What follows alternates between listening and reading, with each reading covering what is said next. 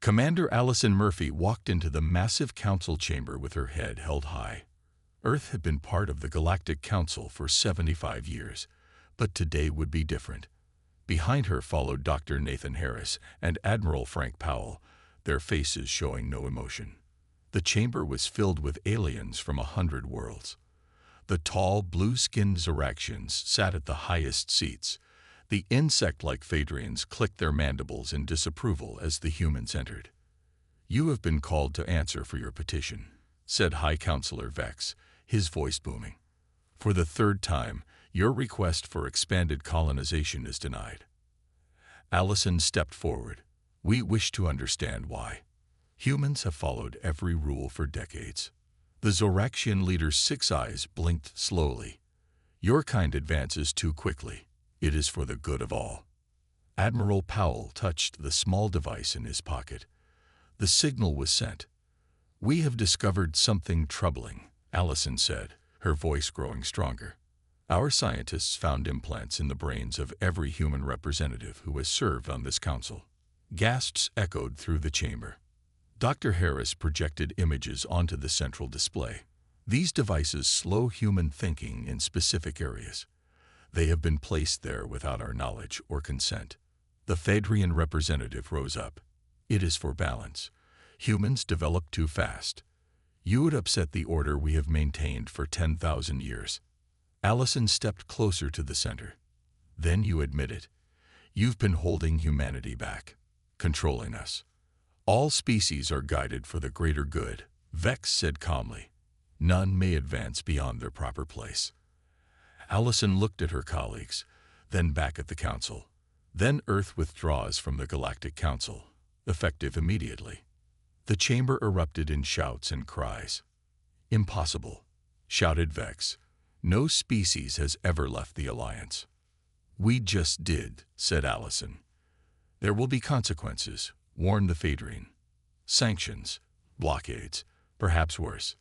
Admiral Powell smiled for the first time. "We expected that." He pressed another button on his device, "which is why human ships are already evacuating our people from every council world."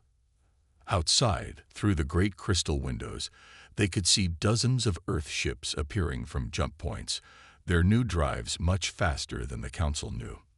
"This is not the end," hissed Vex. "You're right," said Allison as she turned to leave. "It's just the beginning." As the human delegation walked out of the council chamber, a low rumble seemed to spread through the station. Not a physical sound, but something deeper, as if the universe itself had taken notice of what had just happened. Humanity had broken free, and nothing would ever be the same again. 6 months had passed since Earth pulled out of the Galactic Council. Inside the Oval Office of the Global Unity Building, President Laura Bennett looked out at the new defense platforms orbiting Earth. They were not there 6 months ago. "How is progress on the shield systems?" she asked. Chief Engineer Melissa Ortiz spread diagrams across the table. "Better than we expected. Without council restrictions, we've made 10 years of progress in just months." Daniel Reeves sat quietly in the corner. Until recently, he had been a spy for the council. Now he worked for Earth. "They're afraid of you," Daniel said. "More than you know." President Bennett turned to him. "Explain." "The council has controlled thousands of species for millions of years. But humans are different." Daniel walked to the window. "Most species take hundreds of years to adapt to new ideas. Humans do it in a single lifetime." Melissa pointed to her designs. "These shield systems were impossible according to council science, but we built them anyway." Alerts flashed across the room's screens. A communication was coming in from deep space. President Bennett nodded, and the message appeared. An angry Zoraxian face filled the screen. High Counselor Vex glared at them. "Your rebellion has gone on long enough," he said. "Return to the council fold immediately. Accept your proper place, or face extinction." The room fell silent. Everyone looked at President Bennett. She stepped forward. "We've studied your history, Counselor. You claim to protect the galaxy, but you only protect your power. For thousands of years, you've kept other species weak and dependent. You know nothing, hissed Vex. We know everything, Bennett replied. Daniel Reeves gave us access to your real records. We know the Council has destroyed 17 species who grew too independent. Vex's blue skin darkened with rage. Then you know what happens next. Yes, Bennett straightened her back. You'll send your ships. You'll threaten our worlds. You'll try to make us an example. She leaned closer to the screen. So come and try. The transmission cut off. Admiral Powell stepped forward. Their fleet is already moving. They'll reach our outer defenses in 2 weeks. President Bennett looked at each person in the room. Then we have 2 weeks to prepare our surprise. Outside, Earth's shipyards were busy. New vessels with technology the Council had forbidden were taking shape. Weapons that shouldn't exist, shields that defied Council physics. Daniel watched through the window. I never understood until I came here. The Council doesn't fear your technology. They fear how quickly you create it. Melissa smiled as she rolled up her plans. They haven't seen anything yet. Across the solar system, humanity prepared for war. Not just to defend, but to show the galaxy what humans could really do when left unchained. 1 year after Earth left the Council, Captain Joseph Garcia stood on the bridge of the EDS Defiance. The ship was Earth's newest flagship, built with technology that the Council had kept hidden from humans for decades. Council fleet approaching, Captain, said Lieutenant Grace Howard from her tactical station. Her fingers moved quickly over the controls. 53 warships. More than we expected. Captain Garcia nodded. They want to make sure the lesson sticks. He turned to the communications officer. Signal the rest of our fleet. Deploy according to Plan Delta. The 25 human ships moved into formation. They were outnumbered 2 to 1, but Garcia didn't look worried. A figure stepped onto the bridge. It wasn't human. The alien stood 7 feet tall with gray skin and 4 arms. This was Sorlin, a refugee from a world that had suffered under Council rule for centuries. The Council believes this will be simple, Sorlin said. They think you are just another disobedient species to be punished. Garcia smiled. Then they're in for a surprise. The main screen showed the Council fleet approaching. Their ships were massive, some 5 times larger than the Defiance. They're broadcasting on all channels, said the communications officer. Let's hear it, Garcia ordered. A Fedrian commander appeared on screen, his insect-like face clicking with mandibles. Attention human vessels. You are in violation of Council law. Surrender now and return to Earth for processing. Resistance will result in your destruction. Garcia stood. This is Captain Joseph Garcia of the Earth Defense Ship Defiance. We reject your authority and your demands. Earth is a free and independent world. The Phaedrian's compound eyes flashed with anger. Then you choose extinction. The screen went dark. They're powering weapons, Lieutenant Howard reported. Firing in 3, 2, 1. Brilliant beams of energy shot from the Council ships, streaking toward the human fleet. Activate Ortiz shields, Garcia commanded. A shimmer of blue energy surrounded each human ship. When the Council weapons hit, they didn't explode or penetrate. Instead, the energy seemed to flow around the shields, like water around rocks. Shields holding at 97%, Howard reported, her voice steady but her eyes wide with surprise. The new technology works. Sorlin stepped closer to the view screen, all 4 of his arms tense with shock. Impossible. Nothing can withstand a full barrage from Council dreadnoughts. Garcia tapped his communication badge. All ships, execute Howard maneuver. The human fleet suddenly split apart, moving in patterns that seemed random but were actually carefully planned by Lieutenant Howard. Her tactics confused the Council's battle computers, which were programmed for traditional formations. Target their lead ships, Garcia ordered. Fire quantum torpedoes. New weapons, developed after breaking free from Council restrictions, launched from the human vessels. They phased in and out of normal space, making them impossible to track or stop. They struck the Council ships with devastating effect. 3 Council dreadnoughts exploded in brilliant flashes of light. 2 more spun out of control, their engines dead. "They're regrouping," Howard reported. "New formation." The Council ships moved together, concentrating their firepower on single human vessels. "They adapt quickly," Thorlin noted. "So do we," Garcia replied. "Lieutenant Howard, implement Phase 2. Howard sent new commands to the fleet. The human ships began moving in ways that should have been impossible, using drive technology that the Council had suppressed for centuries. "The Council believes control brings order," Garcia said as he watched the battle unfold. "But freedom brings innovation." After 2 hours of battle, the remainder of the Council fleet retreated, jumping back to hyperspace. Of the 53 ships that attacked, only 31 escaped. The human fleet had lost just 2 vessels, with 3 others damaged. Lieutenant Howard looked up from her console. "Captain, we're receiving transmissions from across Council space. The news is spreading. No one has ever defeated a Council punishment fleet before." Sorlin's normally stoic face showed something new: hope. "Today," Captain Garcia said quietly, "the universe learned that humans are not to be underestimated." 2 years had passed since Earth left the Galactic Council. News of the human victory over the Council fleet had spread across the galaxy. On the planet Viridian, Ambassador Eric Russell sat in a dimly lit room with representatives from 3 alien species. "The Council told us humans were dangerous primitives," said Kral, a reptilian being with scales that changed color with his mood. "Now we know they lied about that too." Eric nodded.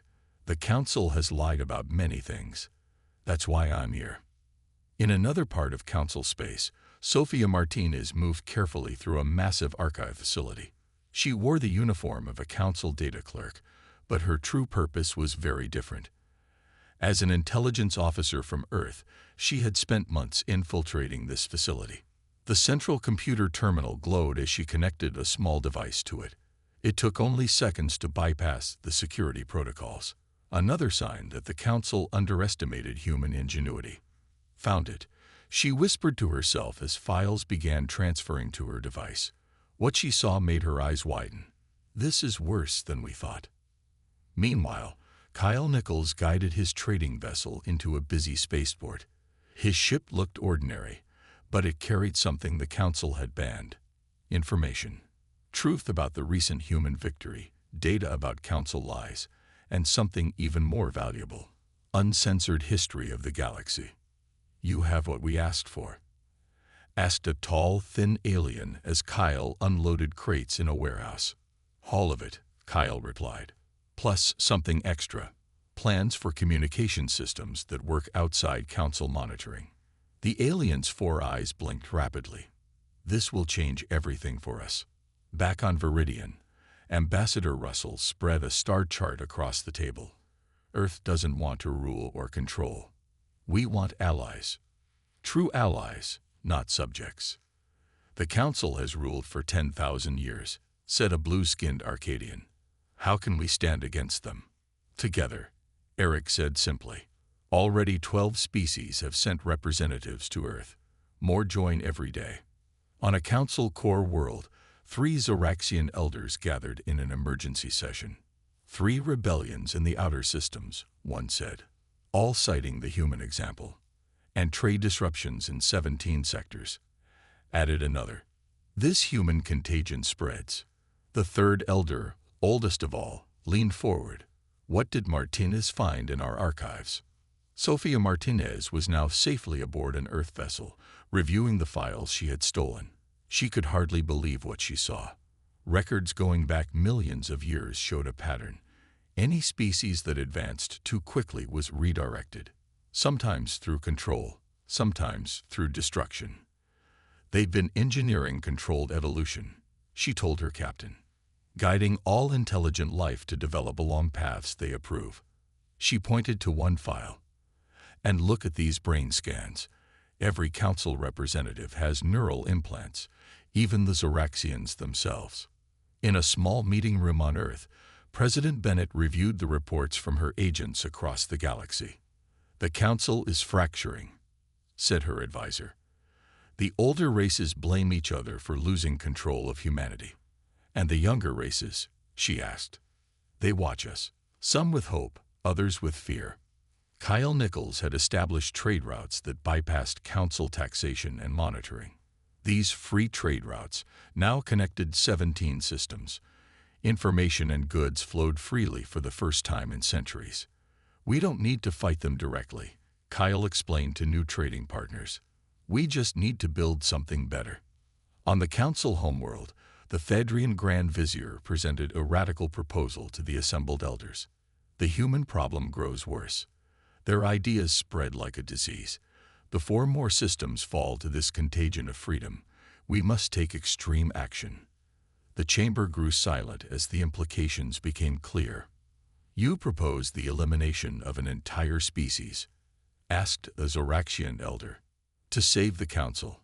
Yes, humanity must be erased from the galaxy." As the vote was taken, none of the Council members noticed the small drone hidden in the chamber's corner, transmitting everything back to Earth. 3 years after Earth left the Council, a new alliance was forming. On a space station in neutral territory, General Victoria West stood before representatives from 7 former Council species. "The Free Species Compact is not just about defense," she told them. "It's about creating a future where all our peoples can develop naturally without control." The station orbited a small moon far from Council space. Ships from different worlds docked alongside human vessels. Inside the main conference room, aliens of various shapes and sizes gathered around a large table. "The Zoraxians have placed battle fleets in 3 of our systems," said a delegate from Proxima, his tentacles waving in agitation. "They claim it is for security." "It is the beginning of martial law," said Sam Rodriguez, Earth's chief diplomat. "The Council knows their control is slipping, so they use force to hold on to what remains." In a lab nearby, Dr. Benjamin Clark worked with a small, delicate device. It looked simple, but it had taken months to perfect. An alien with 4 arms watched him carefully. "Will it hurt?" the alien asked. "No, Krell," Dr. Clark said gently. "The process to remove your neural implant is painless. When it's done, you'll feel clearer, more yourself." Krell nodded nervously. "In 300 years, no one has defied the Council as you humans have." Dr. Clark activated the device. A soft blue light scanned Krell's head. "That's because the implants made sure no one could even think about rebellion for too long." Back in the conference room, General West brought up a holographic display showing Council military movements. "They're preparing for a major offensive, not just against Earth, but against any world that has shown sympathy to our cause." A tall crystalline being rose from her seat. "My people were among the first to join your compact. The Zoraxians have already blockaded our homeworld. Which is why we need to act together," Sam Rodriguez said. He passed out small data devices to each representative. "These contain all of Earth's technological advances from the past 3 years.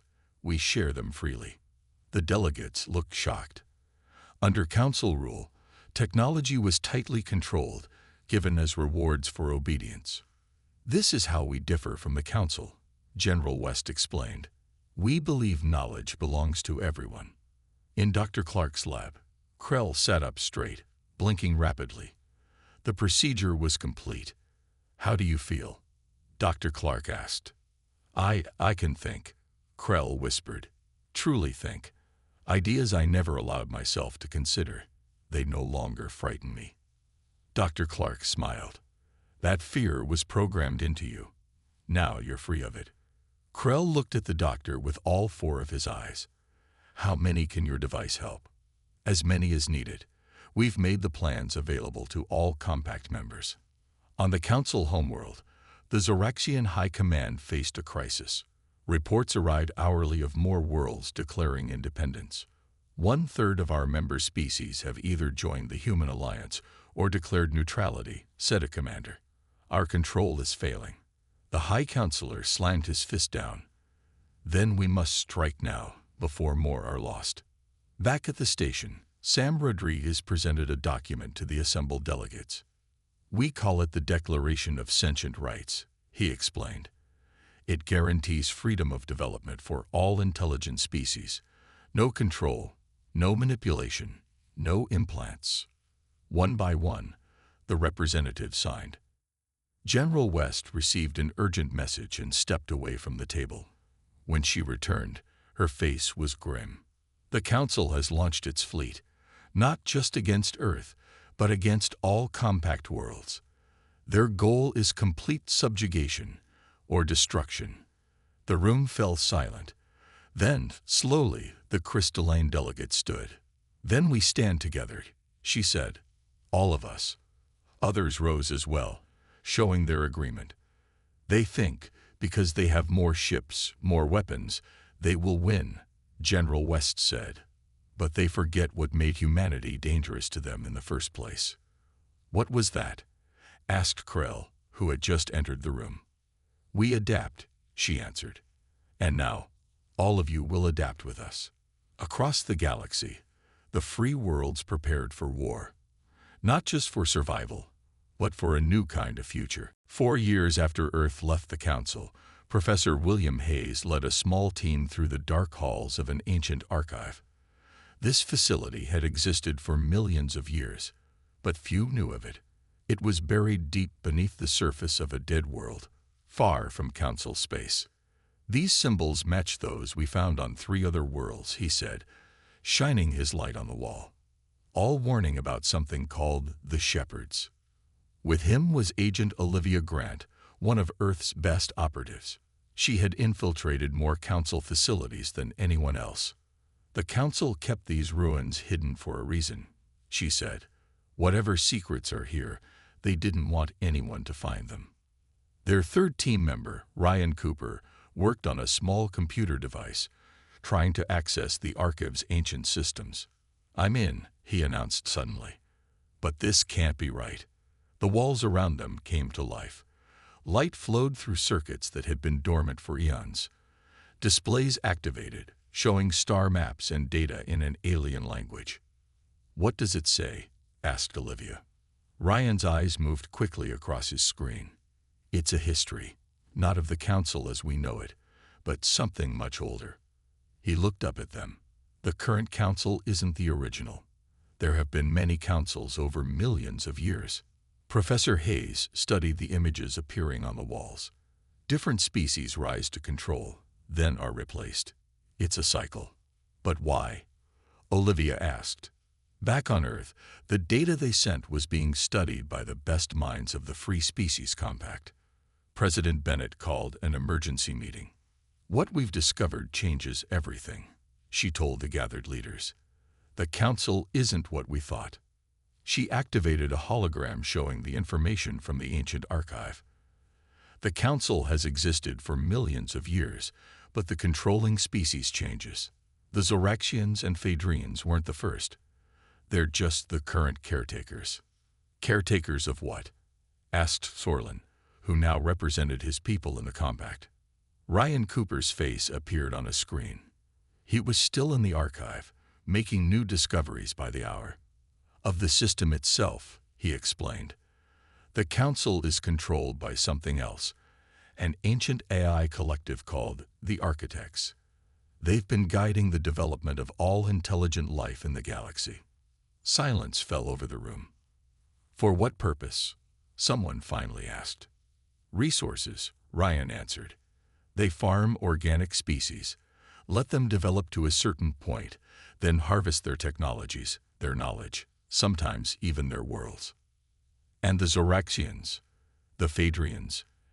Asked General West. Just the current managers, Ryan said, given power to control the others, but control themselves. The implants go all the way to the top. Professor Hayes appeared beside Ryan on the screen. We've found evidence of at least 12 previous cycles. Each time, when species grow too advanced or independent, they're either controlled or eliminated. President Bennett turned to face the representatives. The humans weren't just fighting for independence. Without knowing it, we were fighting extinction. In the shadows of the council chamber, deep beneath the surface of the Zoraxian homeworld, High Counselor Vex knelt before a plain metal door. It had no handle, no lock, no markings. He pressed his hand against its surface. "The humans have found the archives," he said, his voice shaking. "They know." The door didn't open, but a voice responded. It wasn't organic. It was flat, emotionless, ancient. "Then, the HFY must advance to the next phase," it said. "Containment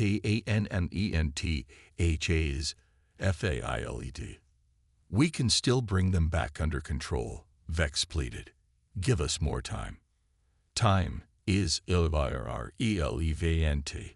The Archaeotech says heavy DCIDD. Protocol Omega will commence.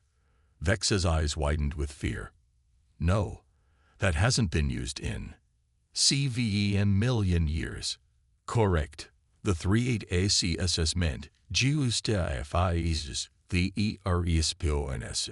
As Vex backed away, trembling, panels throughout the chamber slid open. Machines that had waited in darkness for millions of years began to activate. The true council was awakening. 5 years after Earth left the council, the galaxy was at war. But this was not the war anyone had expected. Across dozens of star systems, ancient machines awakened from hidden bases. The architects had revealed themselves. Director Jack Morrison stood in Earth's unified command center, watching as reports came in from across the Free Species Compact. 3 more worlds have gone silent, reported his second-in-command. "The architects' forces are moving faster than we predicted." Jack nodded grimly. "What about the evacuation efforts?" "Ongoing. We've saved almost 80% of the population from the fallen worlds." In a laboratory deep beneath the Rocky Mountains, Dr. Linda Patel worked without sleep. Surrounding her were pieces of technology salvaged from destroyed architect machines. "The quantum pathways are unlike anything we've ever seen," she told her team. "But there's something odd about the core logic structures." She pointed to a pattern that repeated throughout the alien technology. "It's like they can't process certain types of quantum states, almost like a blind spot." The door to the lab opened, and a tall figure entered. It was Andrew Watson, once a high-ranking enforcer for the Council, now a defector to the human cause. "The architects are moving their central processing hub," he announced. "I just received confirmation from my last contacts in Council space." Linda looked up from her work. "You're sure?" "They've kept it hidden for millions of years. Why move it now?" "Because they fear what you might discover," Andrew said, looking at her work. "What have you found?" Linda displayed a complex diagram on the main screen. "A flaw in their quantum logic, a fundamental contradiction in how they process reality." On the front lines, human ships fought alongside vessels from a dozen other species. Together, they faced the architect's ancient automated fleet. The machines were powerful but predictable, using tactics perfected over millions of years. Captain Garcia, now commanding a battle group of 30 ships, used the unpredictability of his multi-species fleet to confuse the enemy. Human adaptability combined with the unique thinking of their allies created strategies the architects had never encountered. "They expect us to run," he told his crew. "That's what every other species has done when facing extinction. But we fight, and we surprise them every time." Back on Earth, Director Morrison received a secure transmission from Andrew Watson. "I've located it," Andrew said, his face grim on the screen. "The central hub. It's hidden inside the galactic core, shielded from detection by the radiation and dust clouds." "Can we reach it?" Jack asked. "Not easily, but I've identified a path through the barrier nebula that their sensors don't cover." In Dr. Patel's lab, a breakthrough came in the middle of the night. She woke Director Morrison with an urgent call. "I found it," she said, her voice excited despite her exhaustion. "The flaw in their system." "Explain it simply," he requested. The architects can't process true randomness, she said. Their quantum logic requires patterns, predictability. It's why human behavior confuses them. We're more random than they can model. How does this help us? I've developed a device that generates quantum fluctuations they can't predict or process. It scrambles their systems, freezes their thinking. Jack leaned forward. Could it disable the central hub? If we can get close enough, yes. Across the galaxy, more worlds fell to the architects' forces. Some species surrendered, accepting neural implants and control rather than fighting. But the Free Species Compact continued to resist. Andrew Watson gathered a team of the best pilots from each species. The architects believe they're invincible because they've never been truly challenged. For millions of years, they've controlled everything. But they've never faced humans before. President Bennett addressed an emergency session of the Compact leadership. We now know what we're fighting.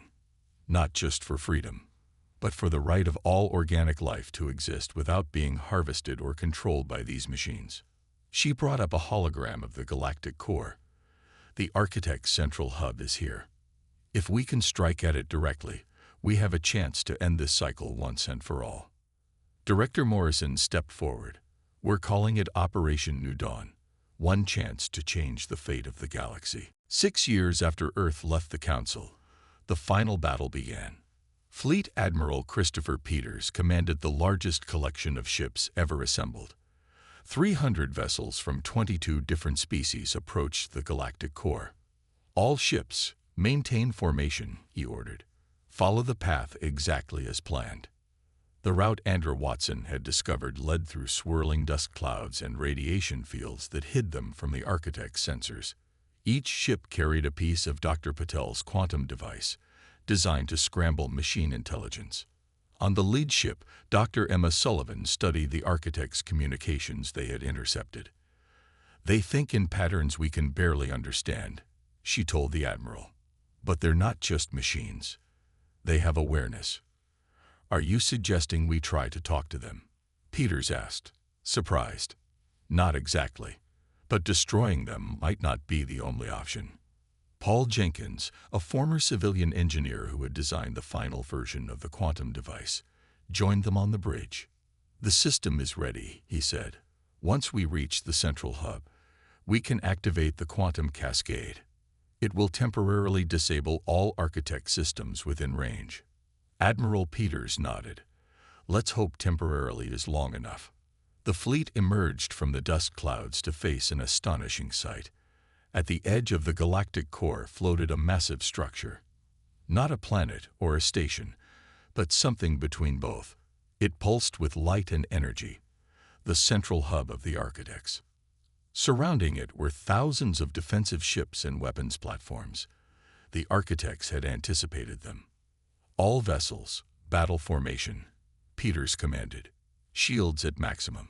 The space between the fleets lit up with energy weapons. The compact ships moved according to their carefully planned strategy, using the unpredictable tactics that had proven effective against the machine intelligence. We need to get closer, Paul said urgently. The quantum device must be within 1 light minute of the central hub to be effective. Dr. Sullivan studied the hub closely as they fought their way forward. Look at those energy patterns. They're changing, adapting to our presence. On dozens of worlds across the galaxy, the battle was monitored. President Bennett and the compact leadership watched from Earth. They're taking heavy losses, someone reported grimly. But they're advancing, Bennett replied. Keep the second wave ready. Admiral Peters' flagship took a direct hit. Alarms blared across the bridge. Shields failing, reported the tactical officer. Hull breach on decks 5 through 8. Keep moving forward, Peters ordered. All ships, concentrate fire on Sector 7. We need to open a path. The combined firepower of the compact fleet punched through the architect's defenses, creating a narrow corridor toward the central hub. Now, Paul shouted, we're in range. He activated the quantum cascade device. A wave of energy unlike anything seen before spread out from the compact ships. It didn't damage or destroy. Instead, It created a field of pure quantum randomness. The effect on the architect's systems was immediate. Their ships stopped in place. Weapons went silent. The hub itself flickered as its processes were disrupted. It worked, Paul said, amazed. They're frozen. Dr. Sullivan's console suddenly came to life. We're receiving a transmission.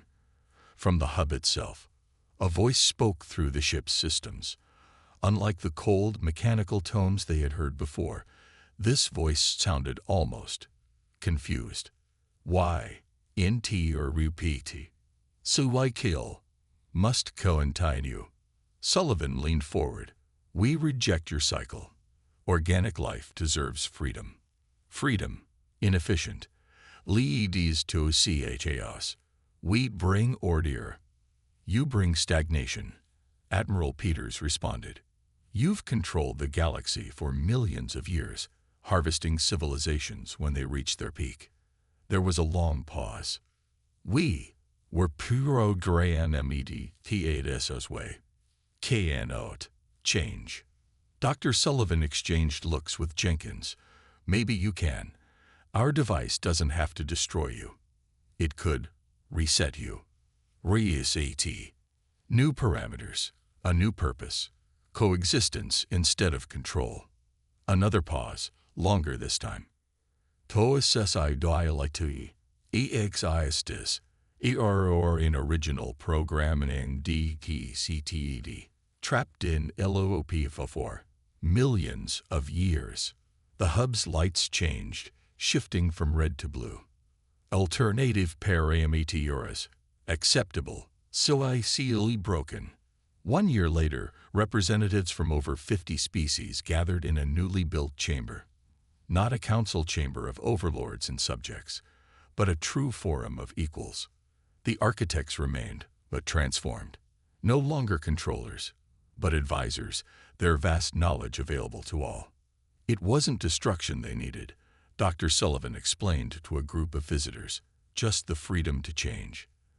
The same freedom they denied others.